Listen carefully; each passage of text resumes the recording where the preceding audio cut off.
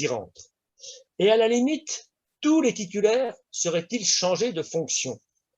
Eh bien, le gouvernement, juridiquement, reste le même. En clair, si vous prenez Juppé, il y a eu un seul gouvernement Juppé, donc il n'y a pas de Juppé, enfin Juppé, non, pardon, Jospin. Si vous prenez Jospin, pardon, le gouvernement Jospin, 97-2002, c'est un seul gouvernement.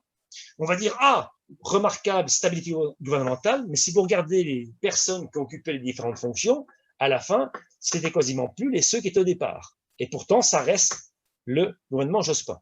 Donc faites attention quand vous avez à étudier éventuellement cette espèce d'illusion de l'instabilité ou de la stabilité gouvernementale, instabilité avant, stabilité depuis, les gouvernements restent, les ministres passent. D'accord? C'est ce qu'il faut conclure. Et donc on ne peut pas préjuger une stabilité gouvernementale simplement à travers le fait que la tête ne change pas, Jospin, quand on voit que les ministres changent éventuellement tous de position. Et du temps de De Gaulle, je me souviens quand j'étais gamin, qu'on voyait avec de manière amusante dans France Soir à l'époque, comment le général De Gaulle avait 4 ou 5 ministres qu'il conservait dans le gouvernement, mais à qui il donnait d'autres fonctions.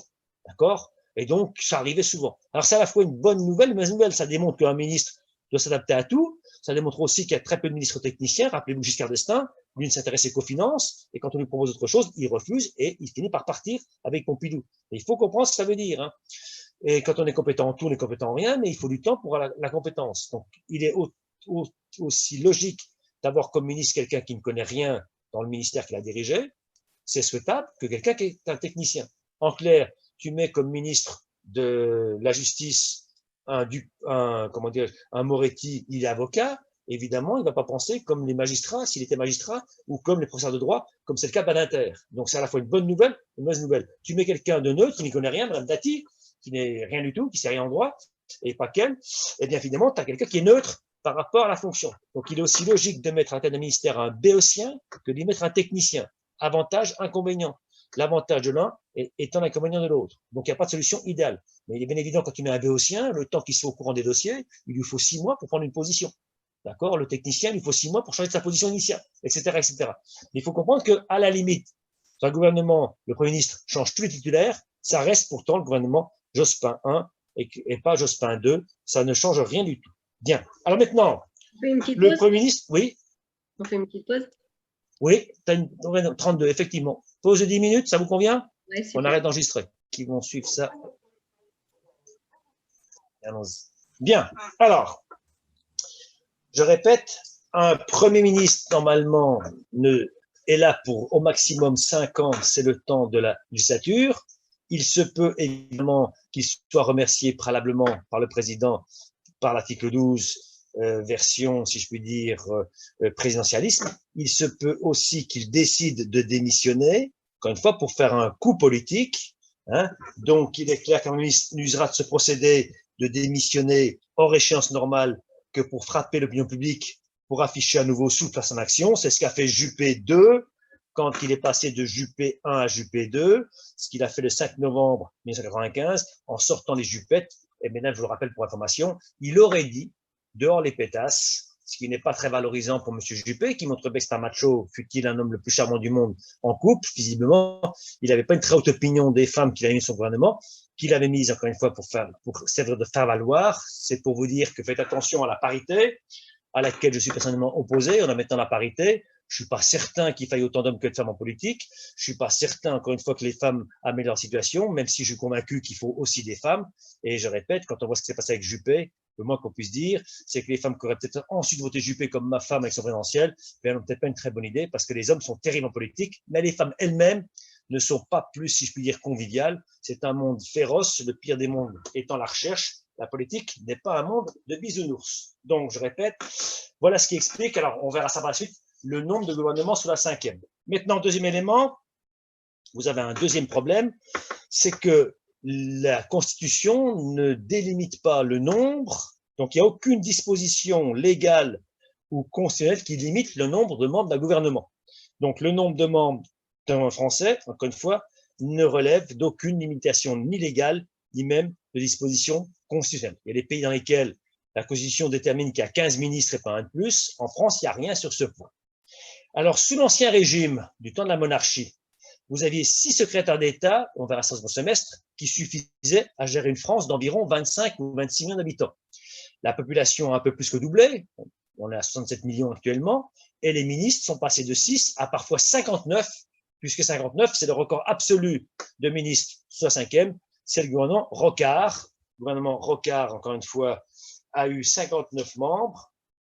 C'était le maximum parce que, évidemment, Rocard II avait tellement peu de marge de manœuvre, de majorité à la Chambre des députés, qu'évidemment, il avait ratissé au maximum. Donc, je répète, il faut bien que vous compreniez que sous la 5e, encore une fois, vous avez des gouvernements nombreux. Alors, il y a une explication par-delà le fait qu'on met tous les copains, c'est que depuis l'Ancien Régime, vous avez eu un interventionnisme étatique qui a multiplié les ministères, ministère du Travail, etc. Donc, parfois, c'est une bonne raison qui explique qu'on crée un nouveau ministère. Donc, on verra ça au second semestre quand on verra l'organisation administrative française depuis l'État. Il est clair qu'en fonction du fait que l'État a décidé de s'intéresser au cours de l'histoire à différentes choses qui n'étaient pas prises en compte par un ministère spécifique, on a démembré le ministère de l'Intérieur qui faisait tout pour créer d'autres ministères, du travail, etc. Donc tout ça s'explique et c'est de bonnes raisons qu'on peut amener la création de ministères.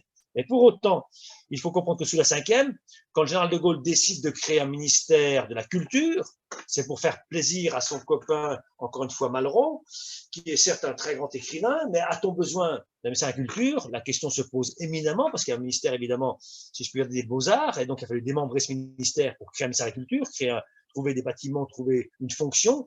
Et quand vous y réfléchissez, à part les pays d'obédience soviétique, donc communistes, quand vous avez une culture officielle défendue par l'État, eh bien, ça n'est pas fatalement ma vision de la culture. Donc, autant je suis convaincu de l'indispensabilité de la culture, autant je ne suis pas certain qu'il faille en faire quelque chose qui est dirigé par le haut, puisque vous avez des commandes d'État.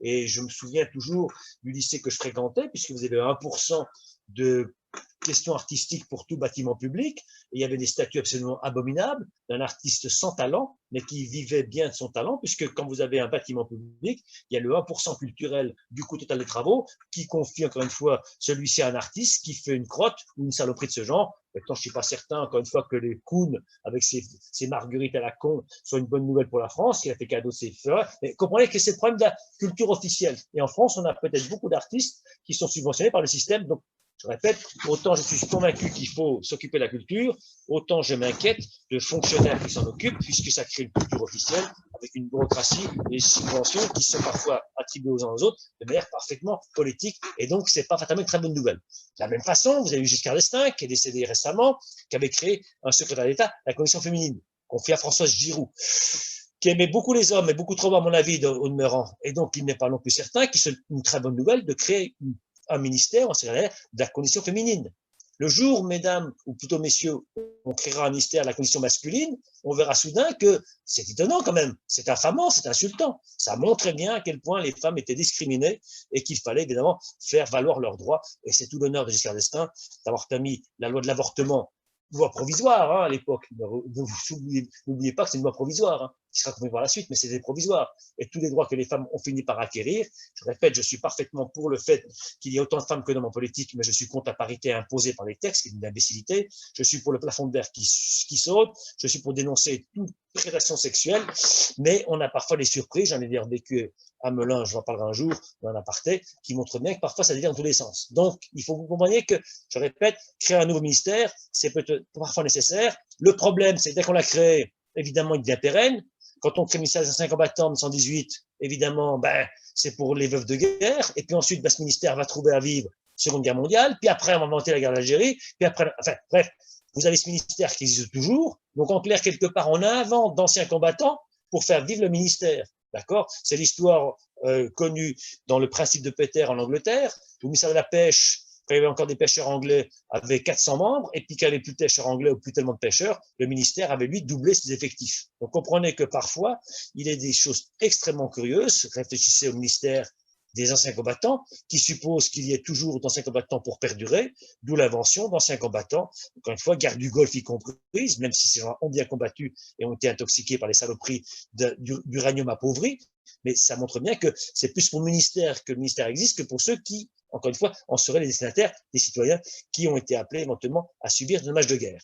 De la même façon, je vous rappelle pour information un ministère extraordinaire qui s'appelait le ministère du temps libre, inventé en 1981 et qui a connu 3 versions différentes sous les 3 gouvernements de Pierre Mauroy, ministère du temps libre, parce que la gauche bien pensante estimait que le temps du travail n'était pas que le temps de la vie et qu'il fallait donc organiser les loisirs.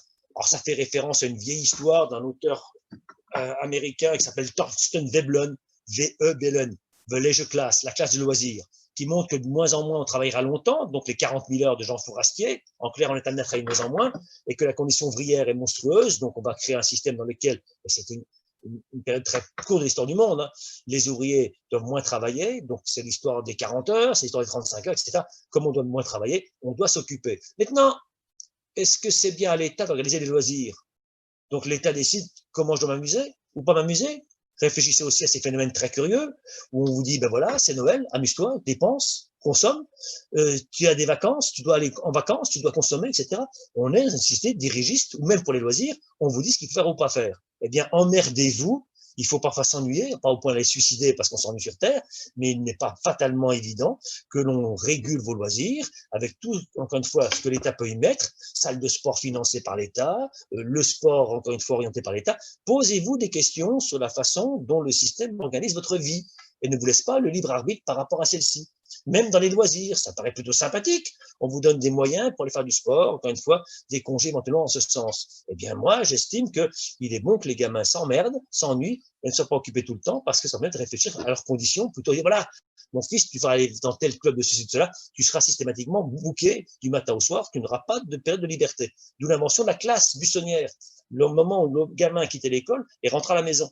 Car les bons parents attendaient le gamin sortir de l'école et les mauvais parents faisaient des gamins qui avaient le temps de rentrer chez eux. Et ça s'appelle l'école buissonnière. C'est le temps de liberté, de peu de liberté qu'ont les enfants. Évidemment, tu as le prédateur sexuel éventuellement à la sortie de l'école, c'est pas une bonne nouvelle, mais c'est aussi le moment de liberté. La vie, c'est un risque. Et je dis pas qu'il faut prendre ce risque par rapport au prédateur, je dis comment ça fonctionne. Donc faites attention, réfléchissez, je répète, aux différents ministères qui peuvent exister, en vous demandant s'ils sont souhaitables ou pas. Il n'est pas évident qu'il fasse systématiquement, qu'il faille avoir tous ces ministères. Je répète, in fine, ça nourrit des fonctionnaires. C'est 2,2 millions de fonctionnaires d'État, ça fait beaucoup de fonctionnaires dans les ministères. On a une pléthore de gens dont on se demande, et j'y ai travaillé, j'ai su ça au PTT, à quoi ils servent. Pour revenir au gouvernement, si sous la Troisième République, c'est Léon Blum qui a eu le gouvernement le plus pléthorique en nombre, sous la Cinquième, c'est, je vous l'ai dit, le gouvernement de Michel Rocard numéro 2, qui a eu 59 membres. Et le passage de Juppé 1, 41 membres, à Juppé 2, 32, est un excellent exemple d'effet vitrine, puisque, encore une fois, au début, c'est ouverture vers le beau sexe, j'y mets des femmes, qui se soldent douloureusement par le renvoi fort discourtois de la plupart des Juppettes, quelques mois plus tard, encore une fois, et donc il avait fait un effet d'annonce. Ce qui montre, et elles l'ont su par la voie de presse, hein, c'est monstrueux ce qu'il a fait, il était d'une inélégance totale. Alors, si vous réfléchissez à des gens qui font de la prospective, ils vous disent, mais au fond, on devrait avoir 15 ministres, d'accord? Et qui plus est, nous verrons ce semestre, peut-être simplement dans les cabinets ministériels, non pas 700 membres, comme c'était le cas avant Macron, on est descendu à 350, mais ça repart à la hausse, donc beaucoup moins de membres dans les cabinets ministériels. Qu'est-ce qu'on verra à quel point tout se joue dans le cabinet ministériel, le cabinet des ministres, on verra ça au second semestre. Donc je répète, moins de ministres, moins de ministères. Maintenant, si vous prenez la version britannique, en Grande-Bretagne, dans chaque gouvernement, il y a 100 membres, puisque des jeunes députés font les premiers galops. Donc là encore, il n'est pas certain qu'il faille limiter à simplement 15 membres, peut-être beaucoup plus, mais peut-être ne pas les payer. Parce que tout le problème, c'est de savoir qu'est-ce que ça coûte. Ça coûte extrêmement cher à un ministre. Donc une fois, quelqu'un qui est renvoyé pendant les 6 mois suivants, s'il ne trouve rien, il est payé toujours comme un ministre, voiture de fonction, chauffeur, etc. Donc ça coûte extrêmement cher. Quand on est riche, je répète, tout ça me paraît parfaitement acceptable. Quand on est ruiné, et c'est votre cas, tout ça me paraît parfaitement délétère. Donc encore une fois, je répète, il faut comprendre qu'il y a peut-être trop de ministres, trop de ministères, et parfois ce sont des ministères de complaisance pour faire venir les copains plus qu'autre chose. Je ne vais pas faire la liste tellement elle serait longue de ministres qui ont été en exercice parce que ça satisfaisait Pierre ou Paul par rapport au président ou au premier ministre qui vont devenir des gens dont l'indispensabilité n'est pas évidente. Les cimetières sont remplis de gens indispensables. Maintenant, autre problème, sous les 3e et 4e République, tous les présidents du Conseil, chefs du gouvernement, étaient aussi titulaires d'un portefeuille ministériel. en plus de la charge de Matignon. Donc, par exemple, Aristide Briand, qui était un féru d'affaires étrangères, était président du Conseil, donc Premier ministre, donc chef du gouvernement, on ne disait pas Premier ministre, il était en même temps ministre des Affaires étrangères. Eh bien, cette règle s'est complètement inversée sous la cinquième, puisque sous la cinquième, ce qui montre bien que le Premier ministre est une fonction en soi suffisante, vous n'avez plus aucun Premier ministre qui soit en plus ministre de quelque chose, sauf exception, c'est arrivé avec Raymond Barre, et là vous avez l'actualité qui vous rejoint, quand Giscard d'Estaing décide, après que Chirac ait claqué la porte en 1976, de prendre